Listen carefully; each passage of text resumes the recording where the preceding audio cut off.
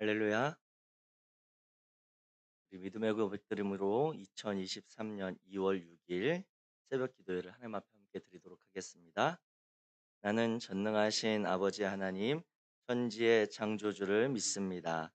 나는 그의 유일하신 아들, 우리 주 예수 그리스도를 믿습니다.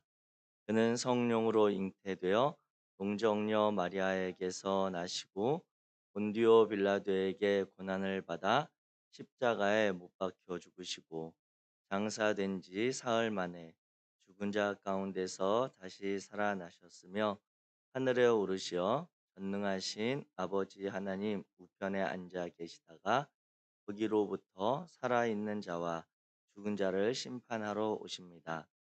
나는 성령을 믿으며 거룩한 공교회와 성도의 교제와 죄를 용서받는 것과 몸의 부활과 영생을 믿습니다.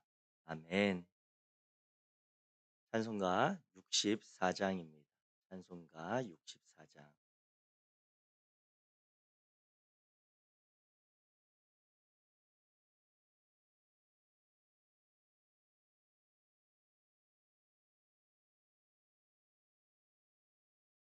찬송가 64장. 우리 함께 찬양하시겠습니다.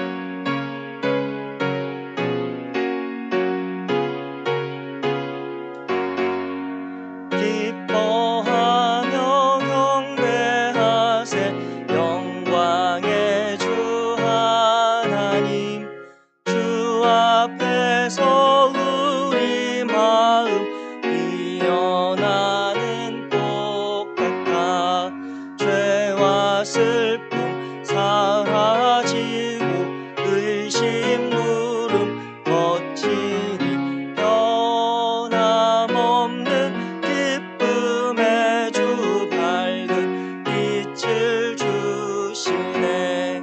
땅과 하늘 만물들이 주의 솜씨 빛내고 별과 천사 노랫소리 끊임없이 드높아 물과 숲과 산과 골짜 들판이나 바다나 변함없는 기뻐 찬양하여라. 우리 주는 사랑이요 복의 근원이시니 삶이 기쁜 샘이 되어 바다처럼 넘치네. 아버지의 사랑 안에 우리 모두 형제니 서로 사랑하게 도와 주시옵소서. 새벽별의 노래 따라 힘찬 찬송 부르니 주의 사랑 줄이 되어 한맘 되게 하시네. 노래하며 행진하여 싸움에서 이기고 승전가를 높이 불러 주께 영광 돌리세. 아멘. 성경 말씀 시편 24편입니다. 구약 성경 시편 24편.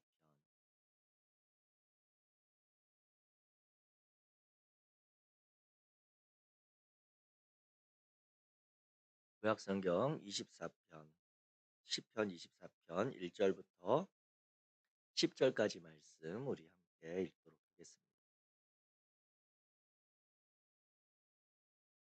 제가 가진 성경 구약 성경 817페이지 시편 24편 우리 1절부터 한 목소리로 같이 읽겠습니다. 시작. 땅과 거기에 충만한 것과 세계와 그 가운데에 사는 자들은 다 여호와의 것이로다. 여호와께서 그 터를 바다 위에 세우심이여 강들 위에 건설하셨도다. 여호와의 산에 오를 자 누구며 그의 거룩한 곳에 설 자가 누구인가? 곧 청결하며 뜻을 허탄한 데에 두지 아니하며 거짓 맹세하지 아니한 자로다. 그는 여호와께 복을 받고 구원의 하나님께 의를 얻으리니 이는 여호와를 찾는 족속이요 야곱의 하나님의 얼굴을 구하는 자로다. 문들아 너희 머리를 들지어다 영원한 문들아 들릴지어다 영광의 왕이 들어가시리로다. 영광의 왕이 누구시냐? 강하고 능한 여호와시요 전쟁에 능한 여호와시로다.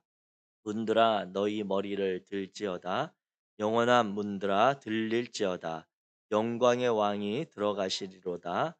영광의 왕이 누구시냐? 만군의 여호와께서 곧 영광의 왕이시로다. 아멘. 할렐루야.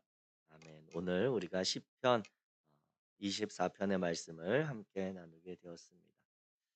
이 시편 24편의 말씀은 시편 22편부터 연결되어 있는 서로 22편, 23편, 24편이 연결된 관계를 가지고 있는 그러한 시들입니다.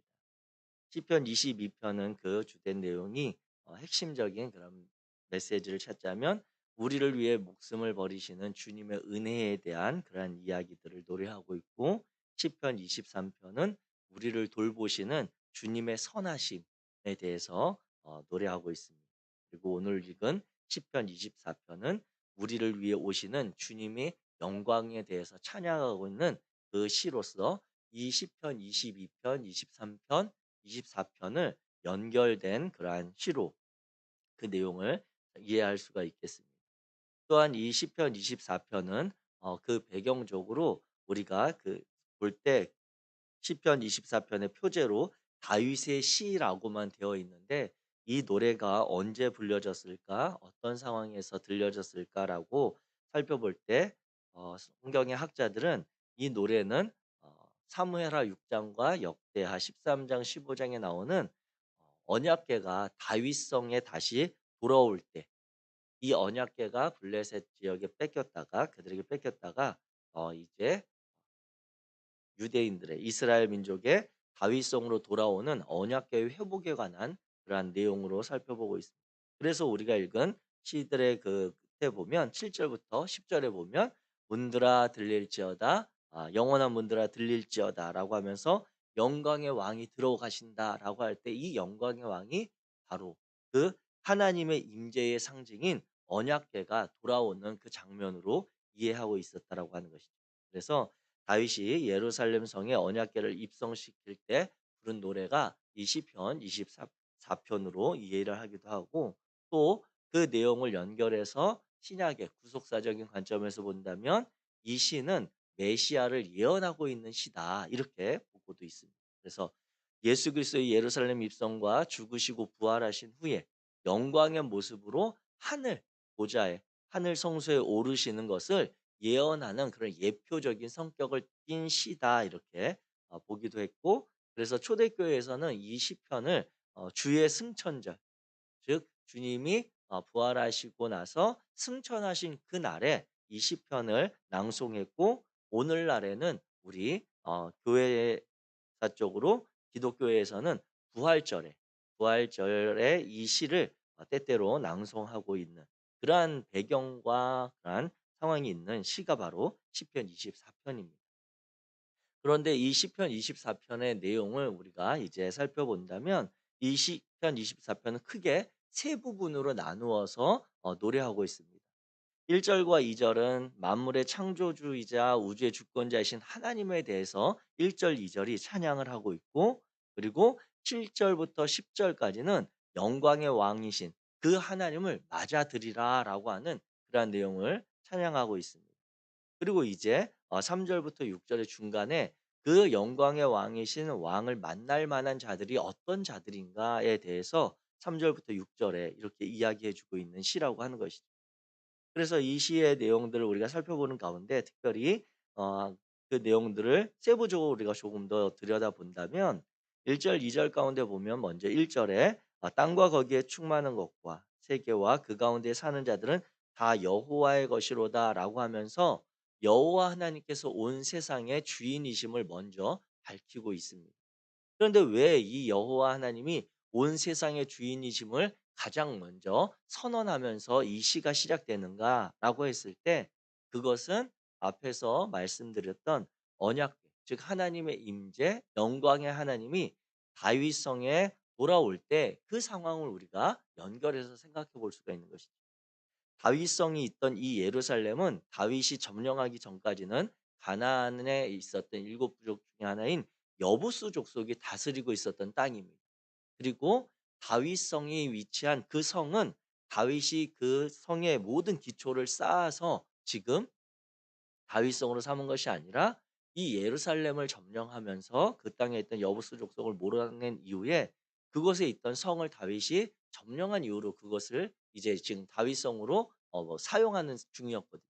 그러다 보니까 이 예루살렘 그리고 그 다윗성은 사람들의 인식이 지금 다윗 왕이 머물고 있는 성이긴 하지만 그 지역에 있었던 그리고 그 땅에 살던 사람들에게는 아직도 자신들의 신이 다스리던 그리고 이방 신인 여부수 족속이 그 섬기던 신이 다스리던 그 성전이고 그 땅이라고 하는 인식이 아직도 그들에게 많은 거예요. 그래서 이 여호와 하나님이 이 다윗 그 예루살렘에 있는 이 여부수 족속의 성을 점령하고 이 땅을 다스리는 왕, 영광의 왕 그리고 그 신이 누구냐라고 하는 것을 먼저 선언하면서 그들이 섬기던 이방 신은 능력이 없고 쉽게 말해서 여호와 하나님이 이 온 우주 만물을 다스린다. 진정한 승리자다라고 하는 것을 먼저 선언하는 것이죠. 그래서 이제는 거룩한 하나님께서 임재하시는 이 영광의 장소가 되었다라고 하는 것을 선언하기 위해서 이 다윗성에 먼저 여호와 하나님이 온 세상을 창조하셨고 온 세상의 주인이시다라고 하는 것을 먼저 선언하는 것입니다. 그리고 나서 이 1 절에 보면 그 하나님이 다스리는 하나님의 소유가 어느 것인지 이야기하는데 그 내용을 보면 땅과 거기 충만한 것 그리고 세계와 그 가운데 사는 자들이다라고 이야기합니다. 그런데 땅 그리고 거기 충만한 것 하면 우리가 생각할 때 땅 하면 어디서부터 어디까지가 경계인지 우리는 알 수 없습니다. 그리고 이 시를 들었던 이들도 땅 하면 그들이 가졌던 인식은 무엇이냐면 그냥 눈에 보이는 땅이 아니라 끝없이 펼쳐진 그러한 대지를 생각하고 그 땅에 충만한 그곳에 있는 모든 생명들 그리고 식물들, 동물들 모든 것들이 포함되는 포괄적인 개념의 세계를 이들이 받아들였다는 것이죠. 그리고 세계와 그 가운데 사는 자들 하면 그 가운데 사는 자들이라고 하는 것이 우리가 번역된 성경으로는 우리들, 사람들만 생각하는 것 같지만 히브리 원어에 보면 이 사는 자들이라고 하는 단어에는 특정한 인간이라고 하는 그러한 개념보다 이 땅의 모든 생명 가진 존재들에 대한 그러한 표현으로 사용되고 있다라고 하는 것입니다. 그래서 이 말은 다시 말하면 무엇이냐면 1 절의 내용은 우주의 여호와 하나님이 온 땅과 거기에 있는 모든 생명 가진 자들을 통치하신다라고 하는 하나님의 통치에 대한 선언인 것입니다. 그리고 2 절에 보면 이제 땅과 모든 것이 하나님의 소유인 근거, 그 이유에 대해서 설명하면서 하나님께서 그것을 즉 땅과 거기에 사는 모든 생명 가진 존재들을 혼돈의 상징인 고대 근동의 신화에 있어서 혼돈과 혼란의 상징인 바다와 강의 위에 세우셨다. 즉 새로운 창조 질서를 하나님께서 세우셨다라고 하는 것으로 여호와 하나님이 찬송받으실 만한 그 이유, 근거를 대고 있다라고 하는 것입니다. 이 하나님은 이와 같이 온 우주의 창조주이시고 온 우주를 다스리는 전능하신 하나님이시다라고 하는 그러한 노래를 1 절에서 2 절에 한 이유로 이제 이 시인은 7 절부터 10 절에 그 하나님 영광의 왕으로 다시 오시는 그 하나님을 맞아들이라고 이야기하는 것이죠. 그래서 그 하나님의 상징인 언약궤로 상징되는 영광의 왕의 예루살렘 입성을 찬양하면서 7 절부터 10 절에 보면 2 절씩 7 절, 8절 9절 10 절이 서로 교차되면서 짝을 이루는 그러한 내용으로 되어 있습니다. 그래서 "영원한 문들아 들릴지어다라고 하는 이 표현 앞에 나타난 이 영원한이라고 하는 이 단어가 우리 성경에서는 영원하다라고 번역되어 있지만 이 영원한이라고 하는 히브리어 이 해당하는 올람이라고 하는 단어는 영원한도 있고 훨씬 이전부터 옛날부터 고대부터라고 하는 그런 의미를 같이 가지고 있는 단어입니다. 그래서 이 시의 표현은 직접적으로 "문들아 들릴 너희 머리를 들지어다 영원한 문들아 들릴지어다라고 할 때 이 표현을 다시 바꿔서 이야기한다면 이 여부수 족속이 다스리고 있었던 그 지역에 세워진 성에 그 문은 여호와 하나님 즉 영광의 언약궤가 들어가기에 너무나도 좁다라고 하는 그 하나님은 이 문으로 들어가시기에 너무나도 위대하시고 광대하시다라고 하는 그런 의미인 것입니다. 그래서 이 7 절과 9 절의 표현은 "문들아 너희 머리를 들지어다. 옛 문들아 너희 들릴지어다." 이렇게 바뀔 수가 있는 거죠. 그러니까 실제적으로 이 시는 우리가 볼 때는 하나님에 대한 그러한 찬양에 대한 시로 우리는 받아들이게 되지만 이 시를 지을 때 시인의 기본적인 그러한 인식과 상황 속에서는 이러한 마음이 그 다윗성에 들어서는 그 언약궤를 보면서 다윗이 노래할 때 그 영광의 하나님 온 우주를 창조하시고 우주를 다스리시는 그 하나님이 이 다윗성에 들어올 때 이 성의 입구, 이 성은 너무나도 초라해 보이고 보잘것없다라고 하는 그 시인의 감격스러운 감격이 담겨 있는 이 표현이라고 하는 것입니다. 그러면서 이 시는 노래할 때 그 영광의 왕에 대해서 그분은 강하고 능하신 분이요. 전쟁에 능하신 분이요. 만군의 주시라고 하는 점점 더 승리에 대하여 확신과 그리고 표현들이 강화되어 가는 것들을 우리가 보게 되어지는 것입니다. 이와 같이 시편 24 편의 전체적인 내용의 흐름을 따라서 본다면 창조주이시며 영광의 왕으로 오시는 그 하나님을 맞아들이고 그 하나님과 동행하는 삶을 살 것을 그리고 부르면서 이 노래를 부르면서 그 하나님이 우리 하나님이다라고 고백하는 내용이라고 하는 것입니다. 하나님의 본체시나 겸손하게 십자가에 죽기까지 순종하심으로 우리를 구원하신 예수 그리스도를 왕으로 고백할 수 있기를 주님의 이름으로 축복합니다. 그 하나님의 임재, 그 영광의 왕의 임재가 있는 거룩한 산에 올라서 그 천지를 지으신 전능하신 하나님을 만날 수 있는 자들이 누구인지 이제 이 시인은 이 시편 시의 중간에 보면 물어보고 있습니다. 이 하나님이 그렇게 대단하신 하나님인데 그 하나님을 만날 수 있는 이들이 누구입니까?라고 시인은 3 절에 질문합니다. 이것은 우리가 하나님에 대해서 생각하면 할수록 그분에 대해서 깊이 있게 묵상하면 할수록 우리의 마음 가운데 진실되게 다가오는 자연스러운 반응인 것입니다. 우리가 그 하나님을 단순히 우리의 기도를 들어주시는 분, 우리의 필요를 채워주시는 분으로 인식하지 않고 내가 그 하나님의 피조물이고 그분이 나를 지으신 분이다. 그분이 나의 머리털까지 세신 바 되셨고 그분이 나를 그 누구보다 잘 아신다라고 하는 그러한 인식. 점차 하나님에 대한 그 본질적인 인식을 하게 될 때 우리가 그 안에서 자연스럽게 느껴지는 것은 무엇이냐면 내가 오늘 하루 생각하고 내가 결정하고 내가 유익하다라고 여겨지는 그 모든 것들이 하나님 앞에서 얼마나 작고 부족한가라고 하는 것입니다. 하나님에 대해서 이렇게 영광의 찬양을 드리게 되면 될수록 우리 자신은 한없이 부끄럽고 연약한 존재임을 고백할 수밖에 없는 하나님 앞에서 어쩔 수 없이 느끼게 되는 거리감이 있다라고 하는 것입니다. 그 거리감을 느끼면서 시인이 이제 3 절부터 6 절까지의 그 자신의 고백을 담아서 고백하고 있는 내용이 오늘 말씀을 나누고자 하는 본질적인 내용이 되겠습니다. 3절 말씀 우리 같이 한번 읽겠습니다. 시작. 여호와의 산에 오를 자 누구며 그의 거룩한 곳에 설 자가 누구인가? 아멘. 오늘 이 물음이 저와 여러분들의 삶의 자리에 항상 있기를 주님의 이름으로 축복합니다. 우리가 하나님의 산에 오를 자, 정말 그 하나님과 동행하며 그 하나님 앞에 설 자가 누구인가를 고민하며 살아가는 신앙인이 되어야 하겠습니다. 우리를 구원하셨고 우리를 사랑하시고 은혜가 풍성하시다라고 하나님에 대한 고백은 있는데 그 하나님 앞에 정말 내가 설 수 있는 자인가? 그 하나님이 찾으시는 자는 어떤 자인가를 우리가 되묻지 않을 수 없다라고 하는 거죠. 하나님과 우리와의 관계를 생각할 때 이와 같은 물음이 오늘 하루 우리를 이끌고 가면서 하나님 앞에 저와 여러분들이 설 수 있는 그러한 용기도 은혜도 있는 하루가 되기를 주의 이름으로 축복합니다. 시인의 이 질문에 또 시인은 스스로 묵상하면서 고백하는 그 여호와께 복을 받고 구원의 하나님의 의를 얻을 만한 자의 네 가지 그러한 자세를 이야기합니다.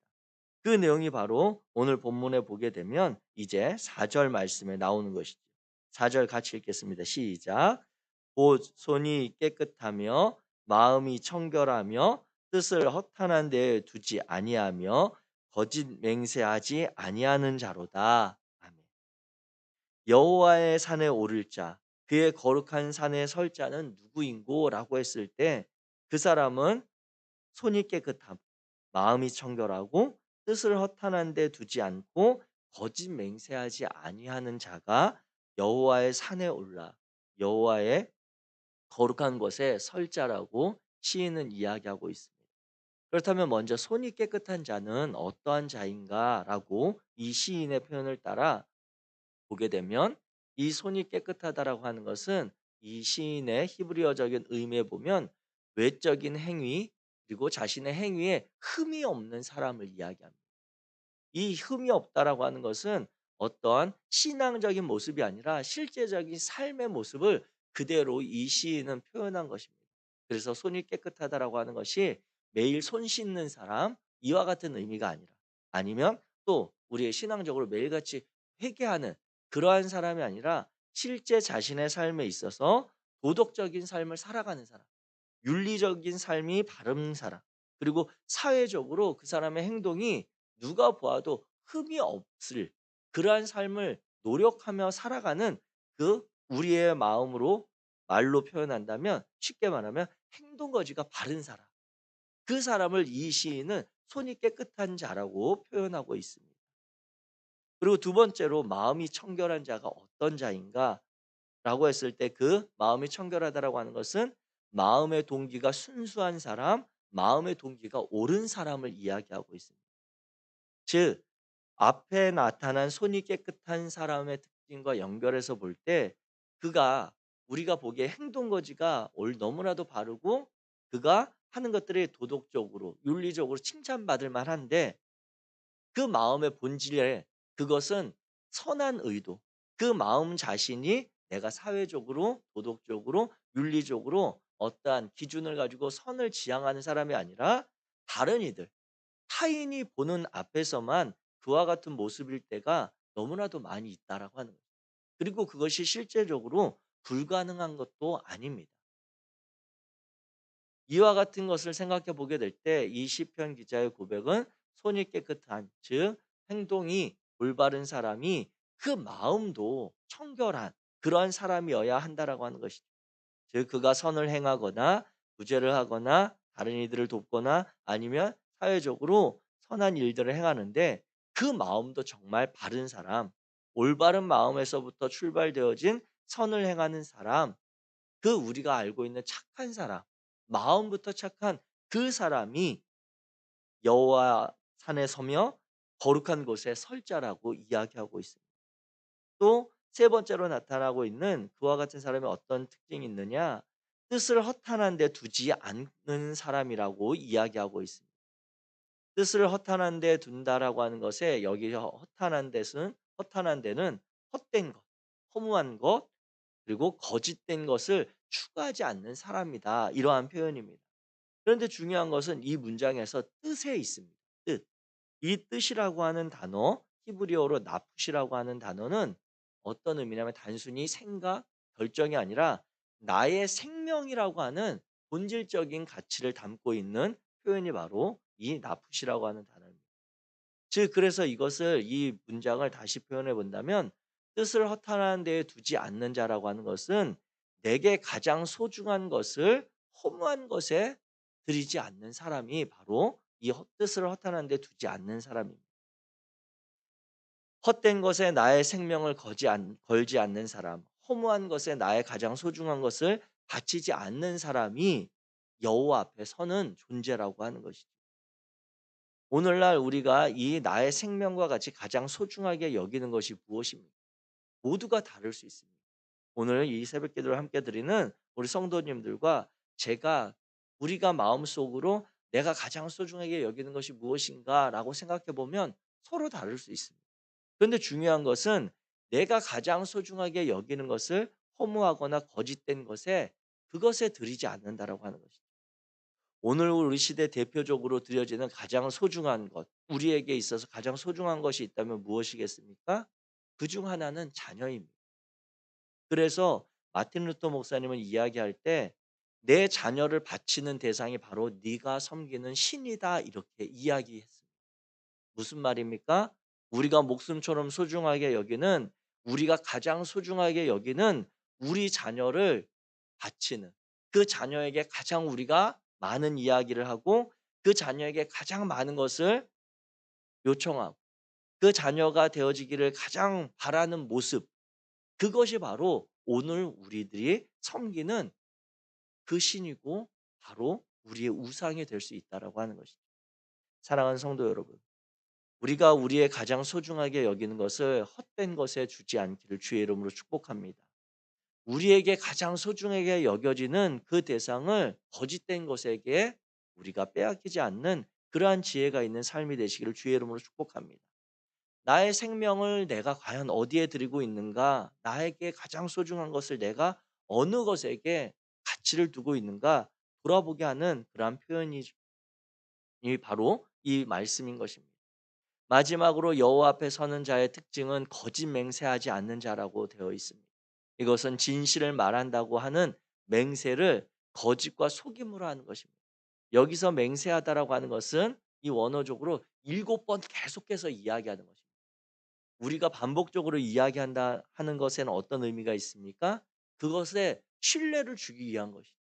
그래서 사기꾼들이나 그리고 어떤 다른 이들에게 남을 속이는 그러한 사람들이 신뢰를 주기 위해서 계속해서 강조해서 이야기하고 그것에 대해서 덧붙여서 이야기하는 그런 모습들을 보게 되는데, 그와 같은 신뢰를 주기 위한 것을 거짓과 속임으로 하지 않는 자가 바로 여호와 앞에 서는 그러한 자들이라고 시인은 이야기하고 있습니다. 이와 같은 삶을 사는 자들에게 오늘 본문은 또 5절 말씀에 이와 같은 약속이 있습니다. 그는 여호와께 복을 받고 구원의 하나님의 의를 얻으리니, 이와 같은 보상에 대한 기대를 고백합니다. 하나님의 성전에 올라갈 수 있는 자, 하나님 앞에 설 수 있는 자에게 주어지는 보상은 바로 여호와께 복을 받는다라고 하는 것입니다.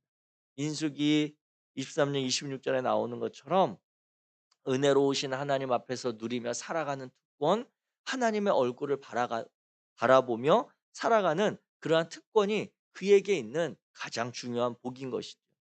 또 구원의 하나님께 의를 얻는다라고 하는 것은 무엇입니까? 이 의를 얻음이 바로 영어 성경에 보면 변호를 받는다, 지지를 받는다라고 되어 있습니다. 즉 이것은 무엇이냐면 온 우주의 창조자이시고 다스리시는 능력의 하나님, 그 구원의 하나님이 지키시고 보호하시는 그 은혜를 누리며 산다라고 하는 것입니다.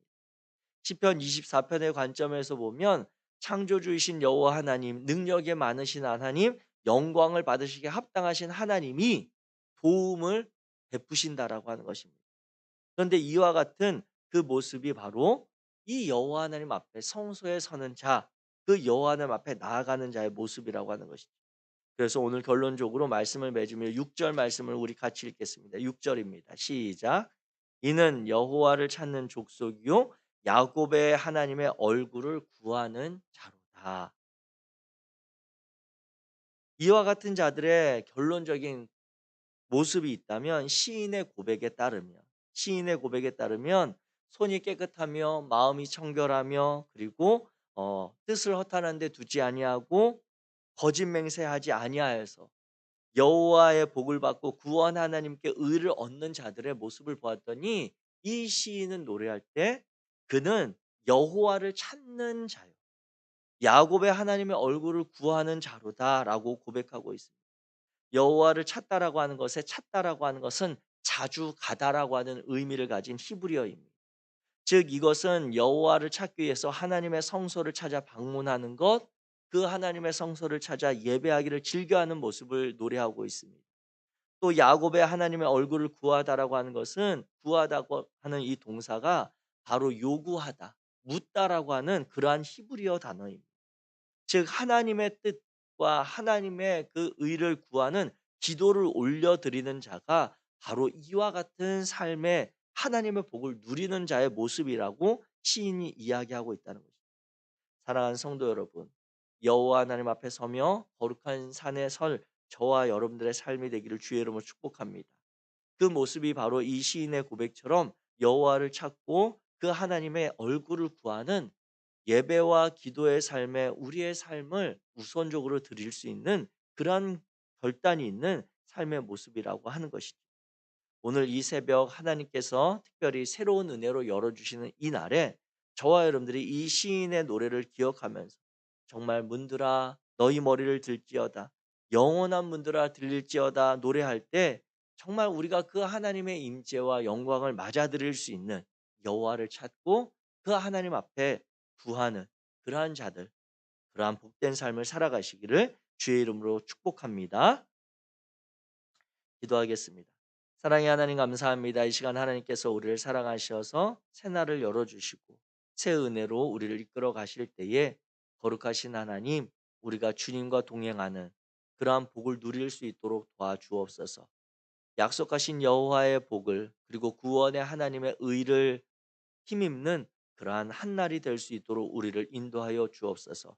하루를 지내는 동안 하나님과 우리와의 관계를 생각하며 하나님 앞에 끊임없이 손이 깨끗하고 마음이 청결하며 정말 오직 여호와 하나님께만 우리의 뜻을 두고 우리가 그 하나님의 말씀에 순종하며 살아가는 복된 인생 되게 하여 주옵소서. 우리를 이끄실 여호와 하나님을 기대하며 예수 그리스도의 이름으로 축복하고 기도합니다. 하늘에 계신 우리 아버지여, 이름이 거룩히 여김을 받으시오며 나라가 임하시오며 뜻이 하늘에서 이루어진 것 같이 땅에서도 이루어지이다.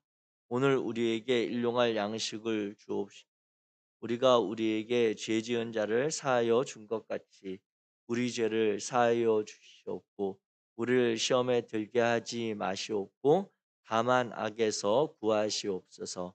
나라와 권세와 영광이